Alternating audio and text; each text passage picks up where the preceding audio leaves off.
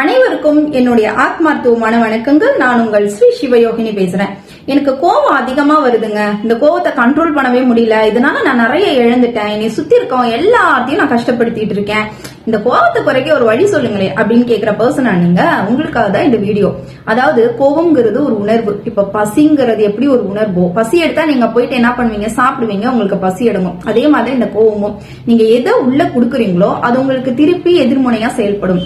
இந்த கோவம்ங்கிறது உங்களுக்கு நீங்களே கொடுத்துக்கக்கூடிய தண்டனை. இந்த கோவத்தினால என்ன ஆகும்னு கேட்டீங்கன்னா, பின்னாளில் நிறைய வியாதிகள் வர வாய்ப்பு இருக்கு. அதனால முடிஞ்ச அளவுக்கு உங்களை யார் கோவப்படுத்தினாலும் சரி, அந்த இடத்துல இருந்து சிறு புன்னகையோட சிரிச்சுட்டு தான் போய் ஆகணும். வேற வழி இல்ல.